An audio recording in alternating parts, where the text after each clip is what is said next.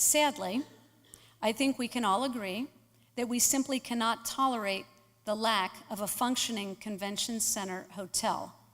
Quite simply, the Millennium is a mess.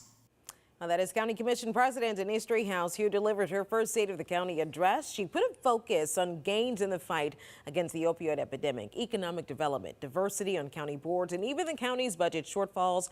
Now, according to our partners at the Cincinnati Enquirer, the county came up $29 million short last year. But here to give us a more in-depth look at the state of the county is County Commission President Denise Driehaus, because I couldn't make it there, so I had to bring her on in here. Thank you so much for joining us. Yeah, glad to be here. Okay, now before we jump into the night's big talker, a lot of people were really excited about what you had to say about the Millennium Hotel. That was followed by a very huge applause here. I have to ask you about the county budget. I do want to say, you mentioned that last year the budget for our partners came up short by millions, so some cuts were necessary to make. But you said balancing the budget over the next 2 years won't be an easy task. What's the big challenges that we're facing here? Well, it's a structural deficit. So the state cuts that have been taking place year after year continue. And so we have not seen any relief, and so the cuts continue year after year. Last year's budget, we made some significant cuts. You saw the sheriff. Yeah. I have a press conference like a month ago about laying off some deputies, but we also used some one-time monies, restricted funds. Those are not going to be available in the coming year, and so we're going to have some really tough conversations about efficiencies, cuts, and increased revenue, and all of that should be on the table.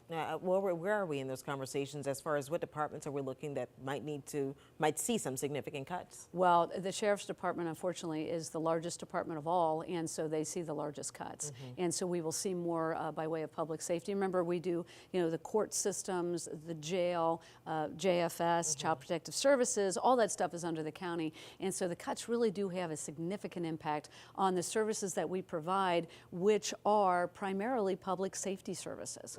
So something I'm very interested in, jail overcrowding and opioid addiction within the community, something that kind of puts a negative kind of stain here on the state of Ohio. You mentioned a program that will reduce the number of incarcerations, sort of putting emphasis on rehabilitation versus incarceration. How is the county working to reverse that issue? So I like to think that we're providing basic services, but part of the question for me is, how do we provide basic services? We have to have a jail, we have a court system, but how do we manage all that? So we've got actually 3 things, and I'll go through them quickly. One is called LEAD. It's a pre-arrest diversion. So people don't even enter the system. The police officer has the discretion to say, if you've committed a crime, but it's tied to an addiction or a mental illness issue, then maybe you're better served in a treatment facility. And so we don't incarcerate you at all. If, though, you are in the system, you're in jail, then we've got another program that allows the judges to use their discretion to say, does this person need to stay in jail, or maybe a work training or a treatment facility would be better for them. And then finally, we are expanding the Justice Center. We got a grant from the state of $2.5 million, and we're increasing the capacity there. Overcrowding is a huge problem. So we're increasing the capacity by 90 beds, but they're treatment beds. They're not jail cells.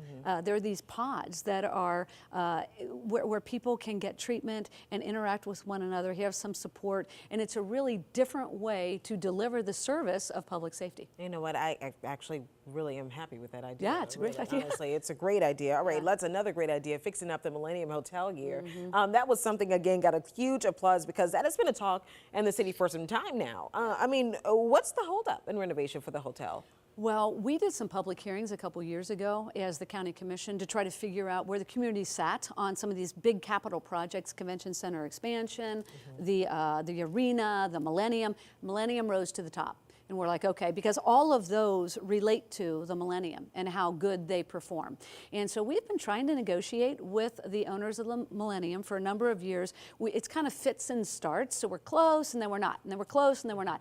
Finally, I think we've said, okay, we need to take a different approach. And so that's where we are at this moment in time. In collaboration with the city and the Convention and Visitors Bureau, we're trying to move forward and look at this differently, because we can no longer wait for them to do something, because nothing's happening on that site. Yeah, I mean, and I think people have been waiting for, well, like you said, some time now for them to do something. Just one more thing I just wanted to ask you about, but something I'm very interested in coming off of Women's History Month. You spoke a little bit about diversity on county boards. How is it that that we're being intentional very about putting more women of color, more women, period, on different boards throughout the county? Well, that's the word, though. It's intentional. It has to be intentional. It doesn't just happen.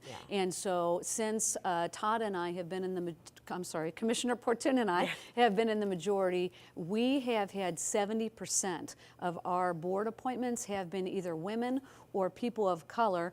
Sometimes both, obviously, but we're very proud of diversifying these boards to make them better reflect the county, because they don't reflect the county. And so when you think of the zoo board and the library board and the port authority and some of the zoning commissions, it's really important that everybody have a seat at that table. And so we have tried to be very intentional about not only the diversity, but strategic skill sets that are best suited to replace folks on those boards. And so we've kept some people, but in many cases we have replaced folks with the kind of diversity that we would like to see on the county boards and commissions. Got us excited about the year. Thank you so much for joining us, Ms. Driehaus. Well, thank you. All right, we'll be right back.